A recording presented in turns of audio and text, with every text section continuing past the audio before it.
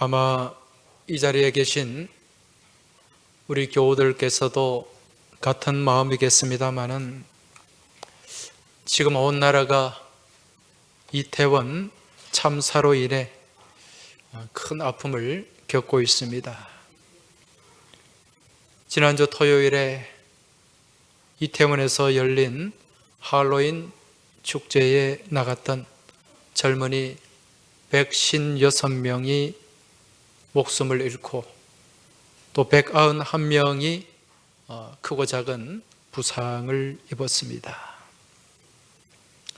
우리가 이 참사를 당하기 전까지는 이런 유형의 사고는 우리와는 아주 먼 거리에 있는 사고라고 생각을 했습니다.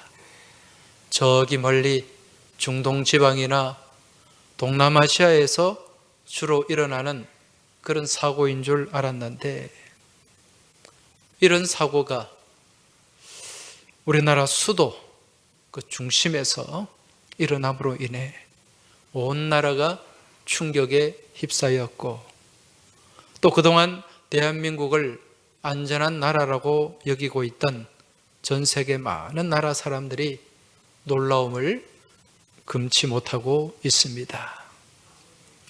이제 이 사고가 일어난 지 일주일이 지난 지금 이 사고의 책임이 누구에게 있는가, 이것을 가리기 위해서 정치권과 또 언론이 서로 공방을 벌이고 있습니다. 여러분, 이런 경우를 두고 우리 조상들이 한 속담이 있죠. 그게 뭡니까? 소 잃고 외양간 고치는 격입니다.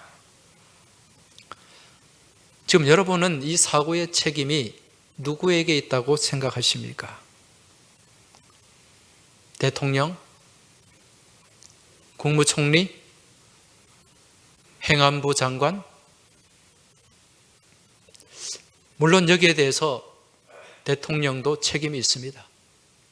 국무총리에게도 책임이 있고 행정안전부 장관에게도 책임이 있어요. 서울시장에게도 책임이 있고 경찰청장에게도 책임이 있고 또 구청장에게도 책임이 있습니다. 자, 그렇다면 이러한 책임이 이들 공직자들에게만 있는 것일까요? 여러분, 이건 어느 특정한 사람의 책임뿐만 아니라 우리 사회 구성원 모두의 책임이라고 할 수가 있습니다. 그리고 이 참사의 책임은 오늘날 우리 한국 교회와 그리스도인들에게도 분명히 있습니다. 목사인 저에게도 책임이 있습니다. 왜 그렇습니까? 이 할로윈 데이라는 이 행사는 영적인 문제와 결부가 되어 있기 때문에 그래요. 지난 주일에도 잠깐 언급을 했습니다마는 이 할로윈 데이라는 이 말은 과거 천주교에서 전통적으로 시행을 해왔던 성인 축일에서 기인된 말입니다. 과거에 로마 가톨릭 교회는 이 교황 보나파시오 4세, 주후 609년이에요. 이 보나파시오 4세 때부터 성인 축일이라는 것을 만들었습니다. 이날을 할로우스 데이라 그렇게 불렀어요. 여기서 성인, 이 성인은 영어로 세인트라고도 하지만 고대 영어로는 할로우라고 부릅니다. 이 성인들은 천주교에 많이 있어요. 순교를 당하거나 또 거룩하게 삶을 살다가 죽은 이들 가운데 그 신앙과 덕행이 이제 교황청에 인정된 사람들, 그런 사람들을 로마 가톨릭 교회는 성인의 반열에 올려놓고 있습니다. 자, 그렇다면 우리 한국 천주교회도 이런 성인의 반열에 올라간 사람들이 있을까요? 없을까요? 네, 있죠. 초기 우리나라 천주교가 전해질 때 많은 박해가 있었습니다. 신유 박해, 기해 박해, 또 병호 박해, 병인 박해, 이런 박해 때 많은 이 천주교 신자들이 목숨을 잃었어요. 이때 희생된 사람들 가운데 103명을 이제 성인의 반열에 올려놓고 있습니다. 그래서 우리 한국 천주교는 한국의 성인 103이다 그렇게 부르고 있는 거죠. 아무튼 천주교에서는 이제 1년 365일을 매일매일 이런 성인들의 이름을 넣어서 그날은 어느 성인의 날, 또 이날은 어느 성인의 날 그렇게 불렀어요. 지금도 천주교 굿뉴스라는 홈페이지에 들어가 보면 오늘 6일에 해당되는 성인의 이름이 있는 것을 보게 됩니다. 그런데 문제는 로마 카톨릭에서 공인한 성인들의 숫자들, 그 숫자가 1년 365일보다 훨씬 더 많다는 것입니다. 그러니까 그게 다 못 들어가죠. 그래서 이 날짜에 못 들어간 이 성인들, 그들을 한꺼번에 모아서 이제 날을 정한 날이 있는데 그 날이 11월 1일, 이 날을 모든 성인들의 날 그렇게 불렀어요. 그래서 All Hallows Day 그렇게 부른 거죠. 다르게는 이 날을 만성절이다, 한자로는 그렇게 부릅니다. 이러한 만성절의 전날, 여러분 성탄절의 전날을 우리는 뭐라고 얘기하죠? 크리스마스 이브라고 부릅니다. 엄밀히 말하면 성탄절 전날의 저녁을 얘기하는 거죠. 이 만성절의 전날을 할로윈이라고 불렀어요. 할로우스 데이에 할로우라는 말에 이분을 합쳐가지고 할로윈 그렇게 부른 거죠. 그러니까 10월 31일이 무슨 날이 된 것입니까? 할로윈 데이가 된 거예요. 자, 그런데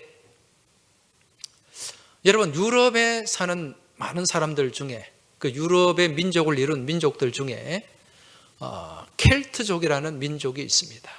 뭐 앵글로색슨족, 노르만족, 게르만족 이런 민족들이 있는데 그 중에 켈트족, 주로 프랑스, 영국 이 나라 사람들이 켈트족이 중심이 되어 세운 나라들이에요. 이 켈트족들에게는 전통적인 축제가 있었습니다. 그 축제의 이름이 서윈 축제예요. 서윈. 이 서윈이라는 말은 우리나라로 치면 설날과도 같은 거예요. 무슨 얘기냐면 여러분 우리는 설날이 언제입니까? 1월 1일이죠. 그런데 이 켈트족들은 한 해의 시작을 11월 1일로 시작을 합니다. 우리와는 2달의 간격이 있는 거예요. 이 11월 1일을 한 해의 시작으로 하면서 이날을 서윈이라고 불러서 서윈. 그러니까 우리로 치면 설날 이런 개념이 있죠.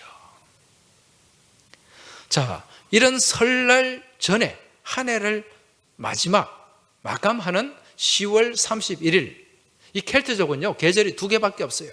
여름과 겨울입니다.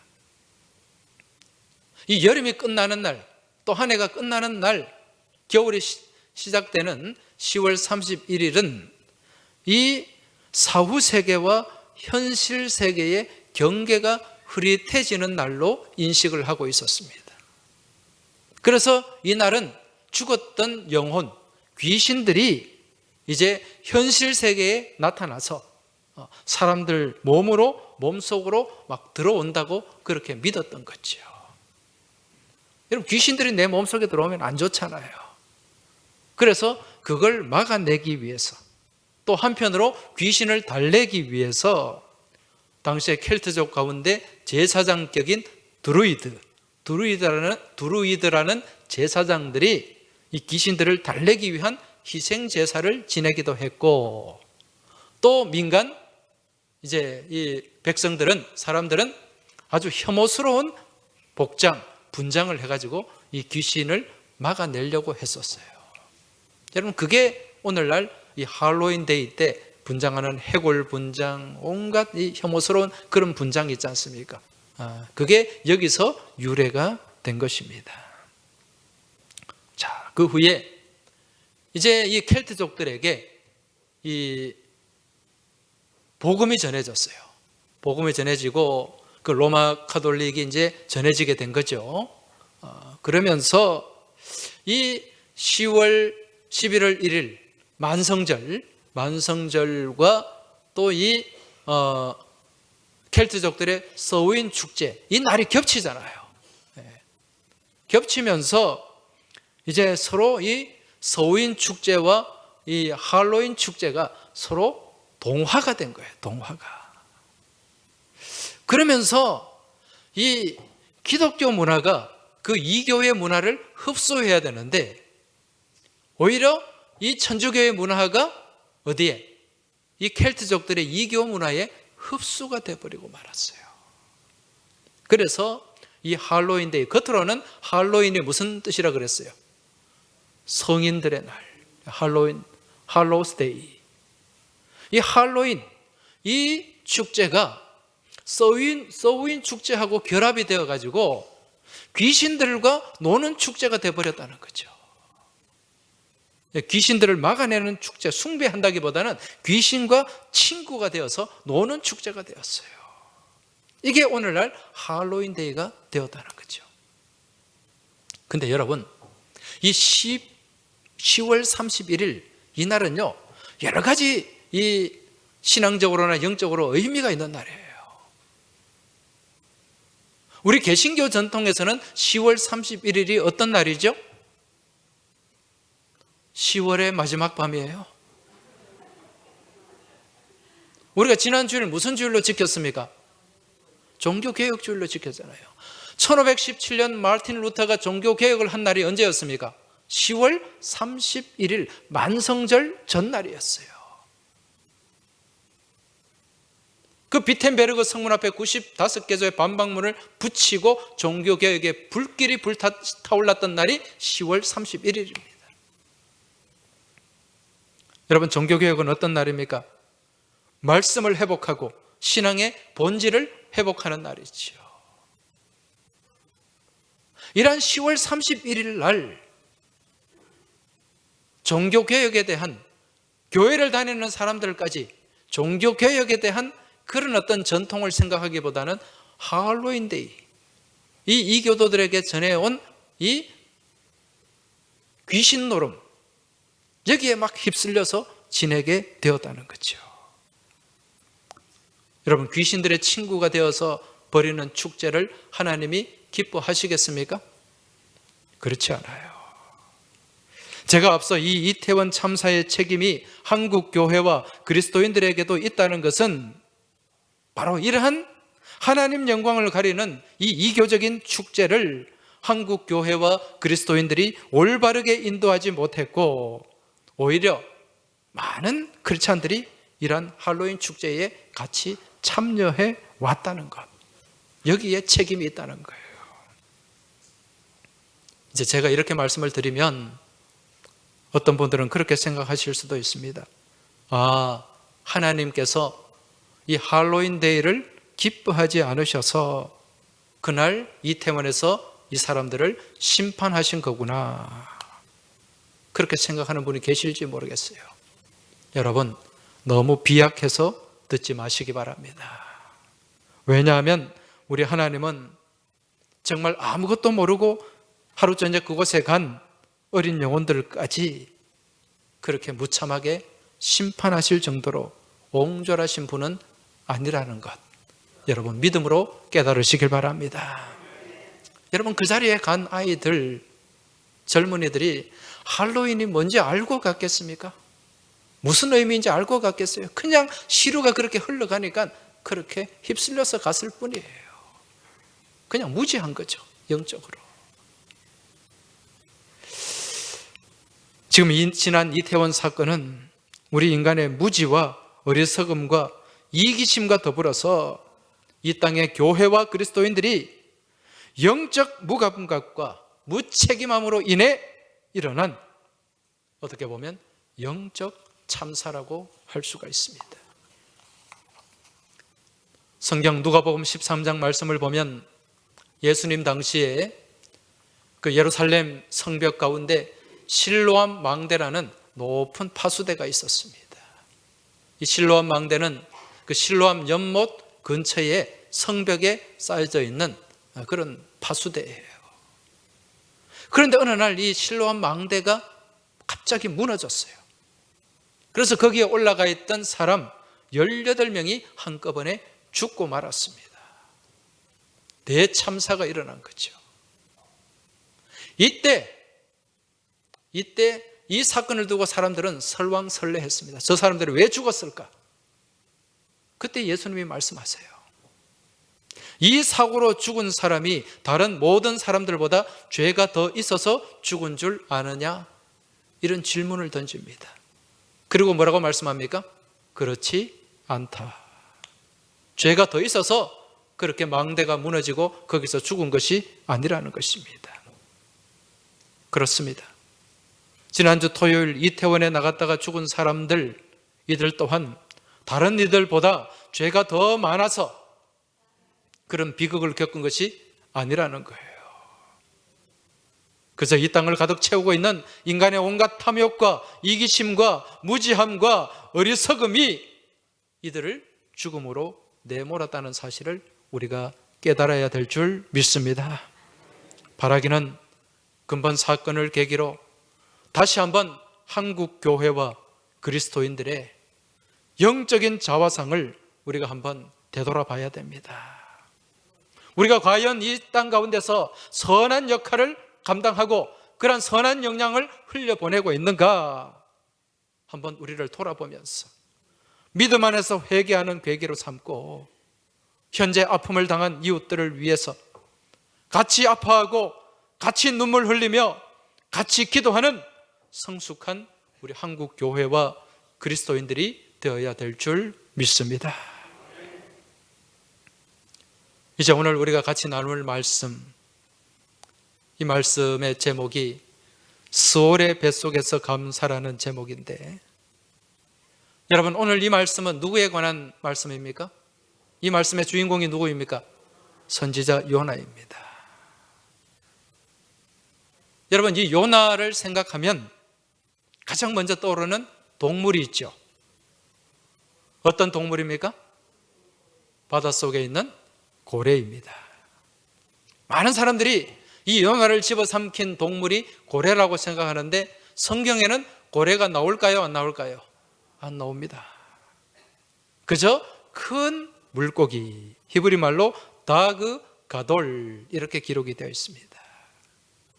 큰 물고기, 엄청나게 큰 물고기가 이제 우리가 생각할 때 바다에는 고래가 있으니까 고래일 것이다, 그렇게 추측을 하는 거죠. 오늘 본문에 앞서 나오는 요나서 1장 17절 말씀을 보면은요, 요나가 밤낮 3일을 물고기 뱃속에 있었다, 그렇게 얘기합니다. 밤낮 3일 동안 이 큰 물고기 뱃속 가운데 요나가 거기에 갇혀 있었던 거죠. 여러분 지금 이 요나가 이 큰 물고기 뱃속에 들어가게 된 이유가 무엇입니까? 무엇 때문에 여기에 들어갔어요? 요나의 이기심과 불순종 때문이었습니다. 이 요나 선지자가 활동하던 시기는 주전 8세기 때입니다. 이 당시는 이스라엘이 남유다와 북이스라엘로 나뉘어져 있었는데 이 요나 선지자는 북이스라엘의 선지자였어요. 이때 이 북이스라엘을 다스렸던, 통치했던 왕은 누구인가? 여로보암 왕이었습니다. 이 여로보암은 북이스라엘을 시작했던 그 여로보암 뒤에 또 왕이 된 여로보암이기 때문에 여로보암 2세 그렇게 부르고 있습니다. 여러분 북이스라엘의 가장 전성기가 언제였는가? 여로보암 2세 때였습니다. 다윗과 솔로몬 시대 그 이후에 가장 전성기를 누렸던 왕이 여로보암 2세였고 그때 북이스라엘의 이 국력이 굉장히 강성했습니다. 당시의 상황을 열왕기하 14장 25절에서 잘 말씀해 주고 있는데 그 말씀을 한번 보시기 바랍니다. 이스라엘의 하나님 여호와께서 그의 종 가드 헤벨 아미떼의 아들 선지자 요나를 통하여 하신 말씀과 같이 여로보암이 이스라엘 영토를 회복하되 하맛 어귀에서부터 아라바 바다까지 하였으니. 지금 이 여로보암 2세 왕 때 이스라엘이 그동안 빼앗겼던 영토들을 회복했다고 합니다. 그리고 더 확장을 했어요. 어디까지? 하맛 어귀, 북쪽입니다. 하맛 어귀는 북쪽에 갈릴리 호수가 있지 않습니까? 그 위로 한참 올라가서 호르산이라는 산이 있는데 그 지역을 하맛 어귀라고 부릅니다. 거기까지 영토를 넓힌 거예요. 그리고 남쪽으로는 어디까지?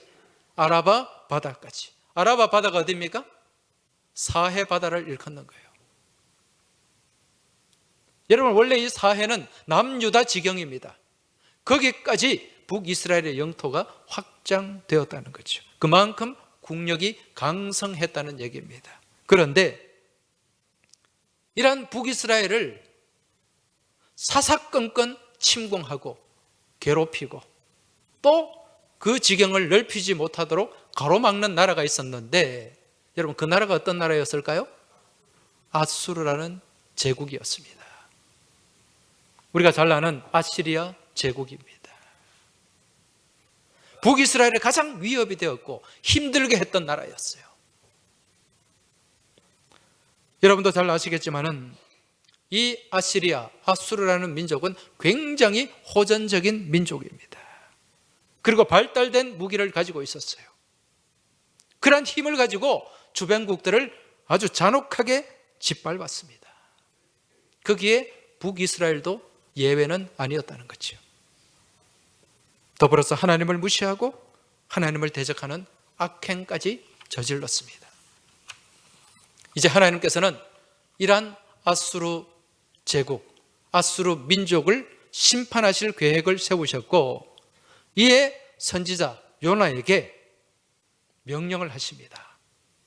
내가 저 아수르를 심판할 계획을 세웠으니 저들에게 가서, 저들의 수도 니느웨로 가서 곧 하나님의 심판이 있을 것이다, 이걸 전해라. 왜 하나님이 요나에게 이걸 전하라고 말씀하셨을까요? 그 민족 아수르에게 무엇을 주시기 위해서? 기회를 주시기 위해서. 무엇할 기회? 회개할 기회. 그런데 요나는 이러한 하나님의 계획이 마음에 들었을까요? 들지 않았을까요? 전혀 마음에 들지 않았습니다. 이 요나는요, 철저한 민족주의자였어요. 그리고 반아수르 감정을 가지고 있었습니다. 여러분, 과거에 우리가 일제강점기에 그렇게 어려움을 당할 때 우리 민족운동을 하던 분들 다들 일제에 대한, 일본에 대한 무슨 감정을 가지고 있었습니까? 반일 감정을 갖고 있잖아요. 지금도 반일 감정을 갖고 있는 사람들이 많이 있습니다. 이게 민족 감정이에요. 지금 요나는 아수르에 대한 이 반아수르 민족 감정을 가지고 있었어요. 그래서 요나 생각에는, 아니 저런 악한 백성들, 악한 민족들 하나님이 그냥 심판하시고 쓸어버리시면 되지, 왜 굳이 나를 보내서 저 사람들이 살아날 기회를 주려고 하시는 건가? 불만이 있었습니다. 불평이 있었어요. 그래서 하나님은 이 요나에게 그 회개의 메시지를 가지고 아수르의 수도 니느웨로 가서 전해라 명령하셨는데, 요나는 거기에 불순종했어요. 가지 않았습니다. 가만히 있다가는 안 될 것 같으니까 하나님을 피해서 어디로 도망칩니까? 다시스라는 곳으로. 여러분, 이 다시스는요, 이 니느웨와는 굉장히 거리가 먼 곳 반대편입니다. 이 다시스는 지금 지도를 놓고 보면 스페인 땅, 그 스페인 땅 그 지중해 좁은 그 통로가 있잖아요. 지브롤터 그 해협이라고 하는 그 좁은 해협이 있는데 그 지역이에요. 거기에 그쪽으로 다시스로 도망을 갔다는 것입니다. 여러분, 이제 그쪽으로 가기 위해서 이 요나가 이제 배를 타죠. 예, 항구에 가서 배를 타는데 문제는 이제 이 요나가 타고 가는 배가 지중해를 항해하던 도중에, 여러분 이 지중해 바다는 굉장히 변덕스럽거든요. 한참 항해를 하는데 갑자기 엄청난 폭풍이 일어나기 시작했습니다. 그 폭풍이 너무도 심해가지고, 여러분 사도 바울도 타고 가다가 폭풍을 만났잖아요. 유라굴로라고 하는 광풍을 만났는데 아마 그런 광풍이었던 것 같아요. 배가 뒤집어질 위기에 놓여졌습니다. 그때 배에 타고 있던 많은 선원들이 각자가 섬기는 신의 이름을 부르면서 막 기도를 했어요. 그래도 아무 소용이 없습니다. 그래서 배에 싣고 있던 많은 짐들, 이 배가 아마 지중해로 이렇게 무역하는 무역선이었던 것 같은데 그 배에 싣고 있던 많은 화물들을 다 바다에 던졌습니다. 그래도 그 위기가 멈추지 않았어요. 이제 그 배에 타고 있던 선원들이 서로 의논을 합니다. 이거는 지금 이 배에 아주 죄를 많이 지은, 신을 노하게 한 그런 사람이 있기 때문에 지금 우리가 이런 어려움을 당하고 있다. 그래서 그 사람이 누구인가? 제비를 뽑아보자. 그래서 그들이 모여서 제비를 뽑았는데, 그 원인의 제비를 뽑았는데 그 제비를 누가 뽑았습니까? 요나가 뽑게 된 거죠. 여러분, 요나는 알고 있었을까요? 몰랐을까요? 자기는 지금 이 폭풍의 원인이 왜 이런 고난이 일어났는지 아마 요나는 알았을 거예요. 그래서 자기가 제비를 뽑고 왜 내가 이걸 뽑았느냐 원망하지 않아요. 쿨하게 인정합니다. 지금 이 풍랑의 원인이 나에게 있다. 인정을 합니다. 그리고 나를 바다에 던지라. 그래서 요나가 바다에 던져지게 됩니다. 여러분, 지금 우리가 이 요나의 모습을 보면서 하나님의 백성들, 하나님을 믿는 사람들이 하나님의 말씀에 순종하지 아니하고 그 말씀대로 살아가지 아니하면 우리의 주변이 힘들어져요. 세상이 어려워지게 된다는 거예요. 여러분, 하나님은 안 믿는 사람들에게는 크게 관심이 없습니다. 그러나 하나님의 자녀, 하나님의 백성에게는 하나님의 관심이 있을까요? 없을까요? 있죠. 어떻게 해서든지 하나님의 자녀가 올바른 길을 가도록 인도하고자 하시는 분이 목자 되신 우리 하나님 아버지인 줄 믿으시기 바랍니다. 그래서 지금 이 이태원 참사에 한국 교회와 그리스도인들이 자유롭지 않다는 게 바로 여기에 있는 거예요. 우리가 하나님 말씀대로, 하나님께서 원하시는 대로 순종하며 그렇게 나아갈 때 여러분, 이 나라가 복받게 되는 줄 믿으시기 바랍니다. 그런데 우리가 바로 서지 못하면 우리로 인해 어려움이 생길 수 있다는 사실 믿음으로 깨달으시길 주의 이름으로 축원합니다. 여러분, 지금 이태원에서 희생당한 그 희생자들, 그들을 향해서 왜 그 밤에 갔느냐, 누가 가라고 등 떠밀었느냐, 여러분 그런 식으로 말하지 마시기 바랍니다. 지금 인터넷에 보면 그런 악성 댓글들이 막 달려요. 그래서 희생당한 또 그 가족들, 아픔을 당한 가족들을 2차 가해를 하고 있습니다. 앞서 말씀드린 것처럼 이번 사태를 통해서 우리는 우리 스스로를 돌아봐야 될 줄로 믿습니다. 우리 자신의 적나라한 영적 실존을 바라보면서 하나님 앞에 회개하고 바로 서는 믿음의 모습을 우리가 가져야 될 줄 믿습니다. 이제 이러한 위기의 책임을 지고 요나가 바다에 던져지게 되는데, 여러분 그 순간 하나님이 어떻게 하셨습니까? 이 요나를 완전히 버리지 않으신 거예요. 하나님 그런 분인 줄 깨달으시기 바랍니다. 때로는 우리를 징계하실 때도 있고 때로는 매질을 하실 때도 있지만 여러분, 하나님 택한 백성은 하나님이 포기하지 아니하십니다. 할렐루야.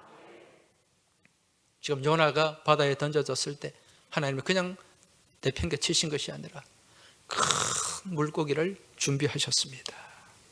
그리고 그 물고기가 요나를 삼켰어요. 지금 요나는 이 물고기 뱃속에 들어가서 밤낮 3일을 지내고 있습니다. 이 어둡고 캄캄하고 답답하고 정말 처참한 이 물고기 뱃속에서 드린 기도가 오늘 본문의 말씀이라는 거죠. 여러분, 지금 여러분이 이 물고기 뱃속에 들어가 있다고 한번 상상해 보시기 바랍니다. 아마 어떤 분은 이런 생각을 하실 수도 있어요. 요나가 물고기 뱃속에 들어가 있으면 이 물고기에 강한 소화액이 나와가지고 엄청 뜨겁고 엄청 따가울 텐데, 그렇게 생각하는 분도 계실지 모르겠고요. 또 이 물고기 뱃속에 상소가 부족해가지고 아마 몇 분도 숨쉬기도 어렵고 몇 분 동안 살기도 어려울 텐데, 그렇게 상상하시는 분도 계실 겁니다. 여러분, 그런 과학적으로 상상하는, 생물학적으로 상상하라는 게 아니에요. 영적으로 한번 들여다보시기 바랍니다. 영적으로 지금 이 상태가 어떤 상태일 것인가.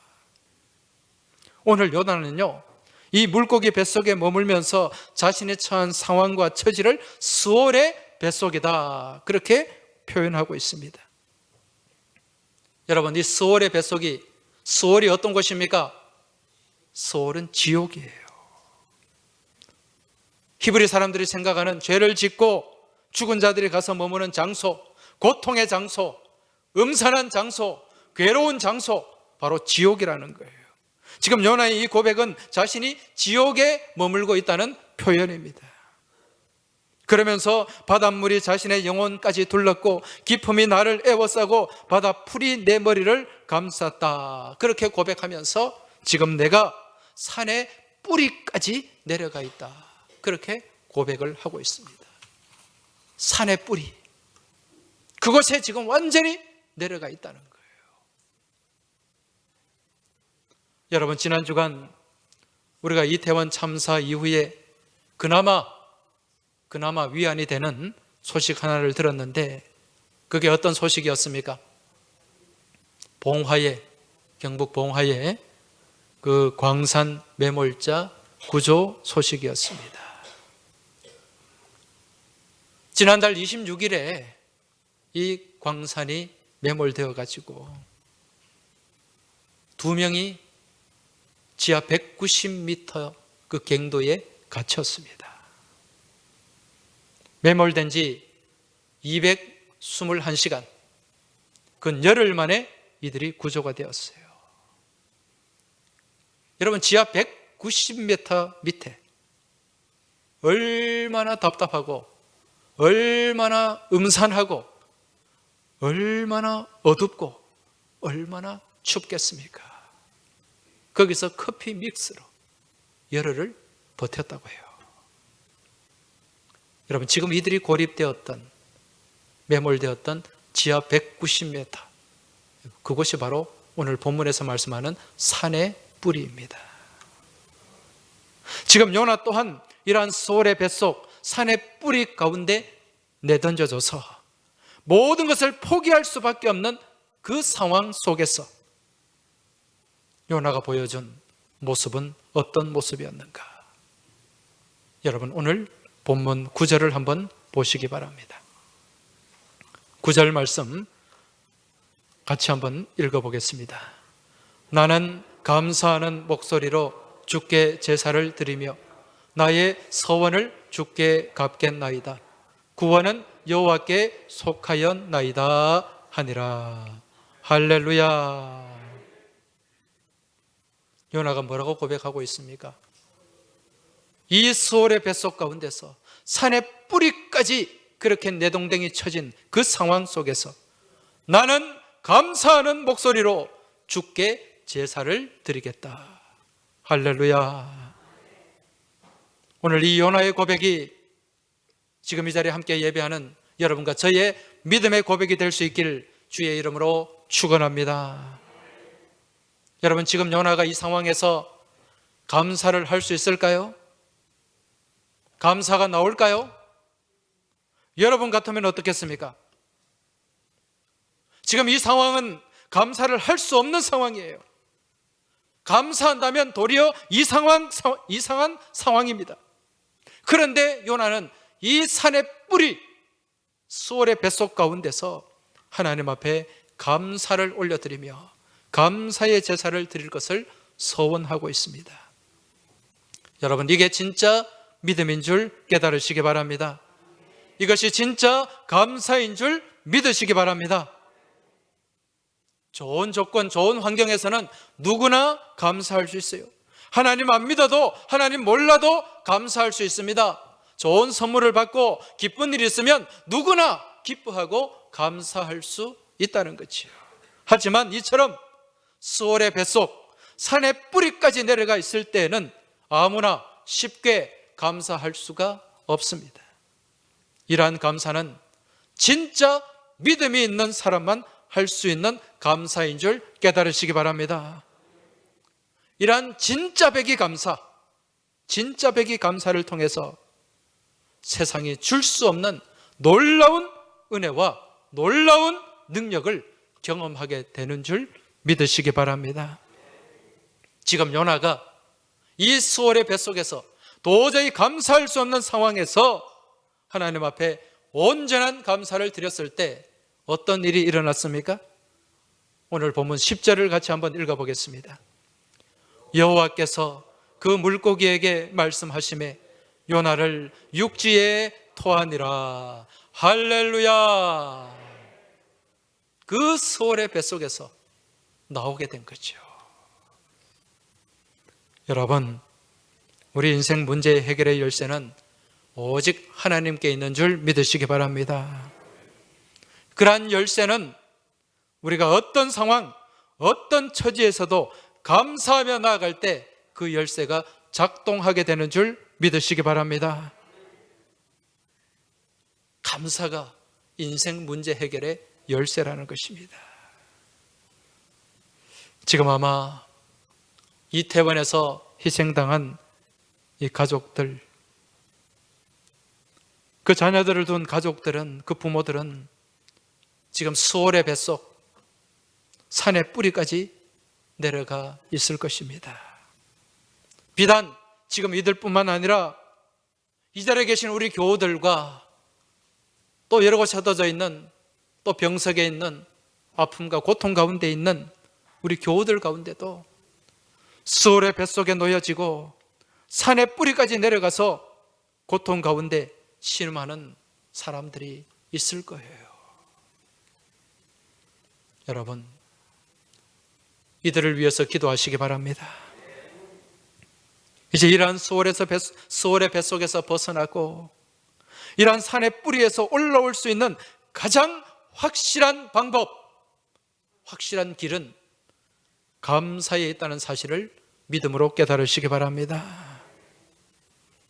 오늘 요나가 고백한 이 감사, 이 수월의 뱃속에서의 감사, 산의 뿌리 가운데서의 감사가 여러분과 저의 감사가 될 수 있길 주의 이름으로 축원합니다. 그리하여 산의 뿌리까지 내려갔다가 다시 생還을 한 여러분, 그 강부들, 그들을 보면서 얼마나 많은 사람들이 기뻐했습니까? 그 가족들이 얼마나 기뻐했습니까? 이 수월의 뱃속에서 다시 벗어난 요나, 얼마나 기쁘고 감사했겠습니까? 이러한 기쁨과 감격과 감사가 오늘 추수감사절 이 날을 맞이해서 비록 수월의 뱃속에 있을지라도, 산의 뿌리까지 내려가 있을지라도, 그럼에도 불구하고 하나님 앞에 감사하는 여러분과 저의 삶 가운데도 임하게 될 줄 믿습니다. 이러한 감사의 고백을 가지고 하나님께 영광 돌리며 믿음의 삶을 승리하며 나아가는 여러분과 저의 복된 삶이 될 수 있길 주의 이름으로 축원합니다. 하나님 아버지, 지금 우리 국민들 가운데, 우리 교우들 가운데 수월의 뱃속에 갇혀 있고 산의 뿌리까지 내려가 있는 백성들이 있고 교우들이 있습니다. 주님, 이러한 곳에서, 이러한 때에 절망을 품지 않게 하여 주시고 주님 말씀 붙잡고 약속 붙잡고 소망을 바라보게 하여 주옵소서. 비록 이러한 처지에 놓여 있을지라도 오늘 이 요나의 감사의 고백이 터져나게 하여 주시옵소서. 그리하여 그러한 감사의 능력과 감사의 은혜와 감사의 기쁨이 충만하게 하시고, 그러한 감사를 통하여 우리 하나님이 지고 계신 인생 문제 해결의 열쇠가 작동되게 하여 주시옵소서. 이번 한 주간에도 이러한 감사를 가지고 승리하는 저희 모두가 되길 소망하며 우리 주님 예수 그리스도 이름으로 기도하옵나이다. 아멘.